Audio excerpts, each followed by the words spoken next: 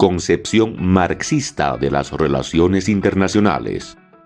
Como sabemos, Karl Marx fue uno de los padres del socialismo, fase que según la teoría antecede al comunismo. Es así que países como la República Popular de China, Cuba, Yemen del Sur, Corea del Norte y en su momento la URSS abrazaron las ideas comunistas. En consecuencia, se convirtieron en fieles seguidores del marxismo. Pero, ¿cómo concibe el marxismo las relaciones internacionales? A este tema vamos a dedicarle los próximos minutos. 1. La concepción de Marx.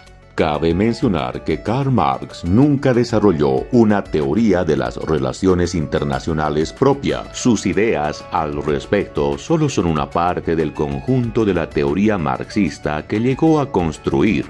1.1. Los fundamentos de su teoría.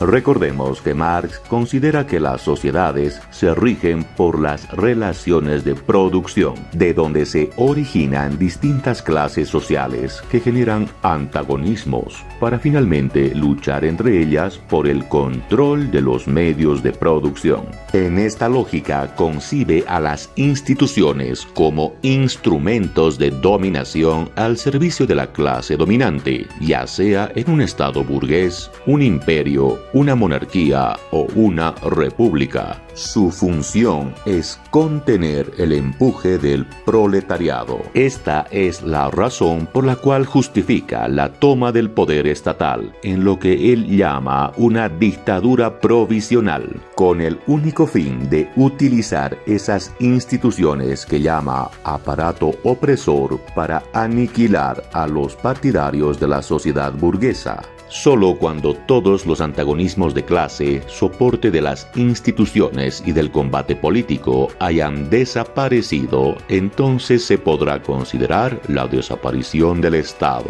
que implica la desaparición de toda institución opresora, y de esta manera la sociedad logrará relaciones sociales libres y armónicas. Es así como el materialismo histórico busca explicar los comportamientos sociopolíticos y a la vez pretende brindar la clave para la evolución del mundo. A diferencia de los socialismos utópicos que se centraban en una sociedad ideal, Marx sostuvo que la propia dinámica del capitalismo generará su caída, que la concentración de la riqueza en manos de pocos acarreará la proletarización de sectores cada vez más grandes de la población para finalmente exigir ese tipo de sociedad por la fuerza. 2. Aspecto internacional de la teoría. El marxismo tiene 3 proposiciones sobre las relaciones internacionales. Primero, para Marx el Estado solo es una superestructura, por tanto, el Estado no puede considerarse como célula de las relaciones internacionales. Son los antagonismos de clase a escala global la base de las relaciones internacionales, es decir, la lucha entre burguesías nacionales a través de los estados por los mercados de materias primas y los mercados de consumo. Sin embargo, Marx afirma también que los gobernantes solo son una tapadera de los verdaderos dueños del poder. Son los actores económicos, los poseedores del capital, los que de verdad tienen la capacidad de decidir la paz o la guerra en base a sus intereses. En consecuencia, para entender los fenómenos internacionales, se debe prestar atención no a los gobernantes, sino a los detentadores del poder económico. Segundo, considera que el capitalismo busca la uniformidad de la producción industrial a través de la libertad de comercio y el mercado mundial que impulsa la burguesía. Es un factor irresistible de internacionalización. Por consiguiente, para identificar las causas de un conflicto y el remedio al desorden, hay que analizar el corazón de las relaciones de producción. Tercero, la expansión del capitalismo a nivel internacional inevitablemente lo llevará a ser víctima de sus propias contradicciones. Según Karl Marx, llegará un momento en que los recursos ya no podrán ser exportados. La plusvalía que el capitalismo obtiene de los pueblos miserables e ignorantes ya no será posible. Asegura que el poder del capitalismo provocará su autodestrucción por medio de los conflictos que genere entre los detentadores de la fuerza de producción y los detentadores de la fuerza de trabajo, que inevitablemente beneficiará al proletariado, que hará surgir la revolución. Seguro de que la expansión del capitalismo a nivel internacional generará una victoria provisional de este antes de autoeliminarse. En 1848, Marx se manifestó a favor del libre mercado, ya que en su lógica esto solo aceleraría la caída del capitalismo. También se declaró humanista, por lo que condenó enérgicamente los procesos de dominación y conquista, como los que llevaron a cabo las potencias europeas. Como economista, consideró al proceso colonial como una forma de explotación que brindaba plusvalía a los detentadores del capital en desmedro de las reivindicaciones del proletariado europeo. Sin embargo, en su calidad de revolucionario, consideraba que la colonización era una etapa necesaria en la que la burguesía tenía la obligación de destruir las sociedades arcaicas indiferentes al progreso y de sentar las bases necesarias para una civilización material que lleve en su interior los gérmenes de la revolución. Por tanto, la revolución no puede ser más que un fenómeno internacional, ya que el capitalismo está destinado a conquistar y esclavizar al mundo antes de hundirse en sus propias contradicciones. El Manifiesto Comunista señala que, en la medida en que sea abolida la explotación de un individuo por otro, será abolida la explotación de una nación por otra.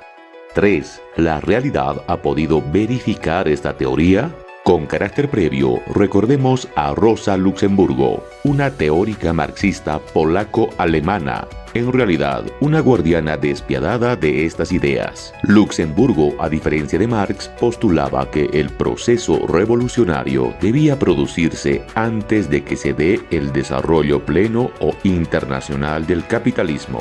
Por cierto, fue Lenin en 1917 quien elaboró su teoría del imperialismo, en la que califica a este como una fase superior del capitalismo. Ahora bien, de alguna manera la Primera Guerra Mundial corrobora la expansión del capitalismo que derivaría en un gran conflicto armado, lo que terminó detonando una gran revolución antes de que concluya este enfrentamiento bélico. La Primera Guerra Mundial se dio entre 1914 y 1918. La Revolución Rusa estalló en 1917, revolución que implicó el ascenso al poder de los comunistas y la caída definitiva de los zares rusos.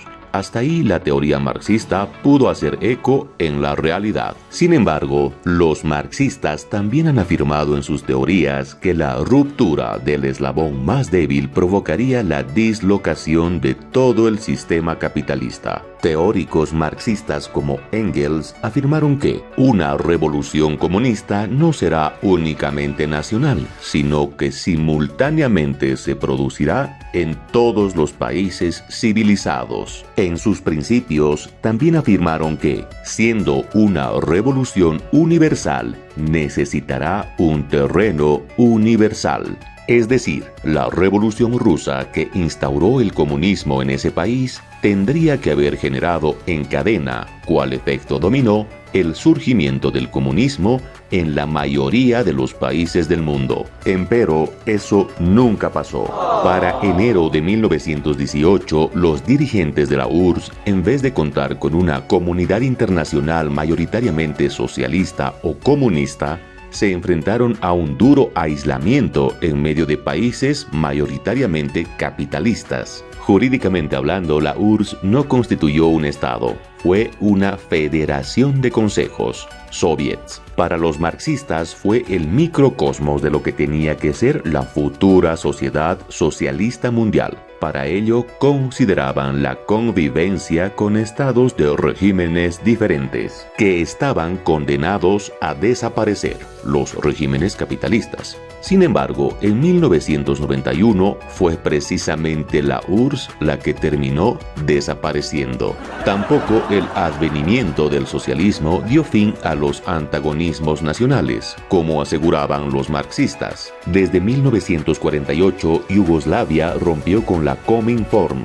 En 1968, Albania rompe con el Pacto de Varsovia. También se retiraría del Comecon, mercado común de los países socialistas. Incluso tropas soviéticas intervinieron en 2 oportunidades: Hungría 1956 y Checoslovaquia 1968, intervenciones en contra de las tendencias liberalizadoras. ¿Cómo olvidar el enfriamiento de relaciones entre Moscú y Pekín en 1960? Estos fueron conflictos entre dirigentes comunistas que prueban la vigencia de los antagonismos en esa época, lo que supuestamente el surgimiento del socialismo tenía que eliminar. Datos importantes: en 1943 la Comintern, Internacional Socialista, fue disuelta. En 1947 surgió su reemplazo, la Cominform, Oficina de Información de los Partidos Comunistas, que para 1956 también dejaría de existir. En 1960 los partidos comunistas y obreros reconocían a la URSS como el país líder de su movimiento. Empero para 1969 surgió la tesis del policentrismo. Al término de la Segunda Guerra Mundial, el comunismo había conseguido éxitos innegables. Éxitos que irónicamente terminaron afectando seriamente su unidad y generando la duda sobre la teoría marxista de las relaciones internacionales. ¿Dónde oímos eso antes? Así, era el problema que según los marxistas tenía que afectar a la expansión del capitalismo. 4. Vigencia de la teoría marxista. En este punto me permito citar a Silviu Brucan, profesor de la Universidad de Bucarest. En su ponencia al 10º Congreso Mundial de Ciencia Política, Edimburgo 1976, dijo: actualmente vivimos en un mundo en el que la dinámica de las relaciones internacionales es manifiestamente diferente de la lucha de clases que se desarrolla en el interior de las sociedades nacionales. Al margen de que la teoría y los hechos no han ido muy de la mano en el marxismo, su influencia es innegable. Si bien Marx no logró descubrir el verdadero motor de la evolución social, en ese objetivo contribuyó a desvelar algo desconocido en su época: el fenómeno de la interdependencia en las relaciones internacionales, económicos y políticos, internos y externos. Sin embargo, también es cierto que su teoría tropieza con serias contradicciones difíciles de superar. Si hacemos un análisis más estricto y lejano de la propaganda ideológica, podremos apreciar que la realidad actual de las relaciones internacionales está más cerca de los análisis que hizo Hobbes y Hegel que del análisis que hizo Karl Marx. Probablemente esa sea la razón por la cual los neomarxistas se vean obligados a reprobar lo que fue la URSS. Para ser benevolentes, diremos que el marxismo ha tenido un fracaso relativo en explicar las realidades internacionales contemporáneas. Y esto se debe a 2 razones. 1. Considera al Estado como una superestructura de dominación por parte de la burguesía en contra del proletariado. Ignora el factor político del Estado, algo muy importante tanto a la hora de hacer análisis internos como internacionales. Y es aquí donde su enfoque peca de utópico. razón por la cual muchas veces ha sido ridiculizado por el socialismo científico. Solo Lenin, Stalin y después Mao Zedong reintrodujeron el factor político del Estado en la teoría marxista, empero lo hicieron bajo una óptica más cercana a la de Maquiavelo y a la de Clausewitz que a la de Marx. Por otro lado, Karl Marx descuida el estudio de los medios de transición del capitalismo al socialismo. La segunda razón es que Marx subestimó la importancia del factor tecnológico. En su teoría se puede evidenciar que lo identifica, pero lo etiqueta como un subproducto de la expansión capitalista. El tiempo ha demostrado que la tecnología influye en el desarrollo económico, social y militar. La tecnología mueve al mundo. Ignorar este factor es uno de los más grandes descuidos de Karl Marx. El siglo XXI encuentra una comunidad internacional mayoritariamente capitalista, donde todos los países socialistas no lideran los indicadores sociales, ni mucho menos los indicadores tecnológicos. Ya sea en tiempos de paz o tiempos de guerra, la tecnología cuenta, y mucho. Déjanos tus opiniones sobre el marxismo, apóyanos con un like y suscríbete para más contenidos como este.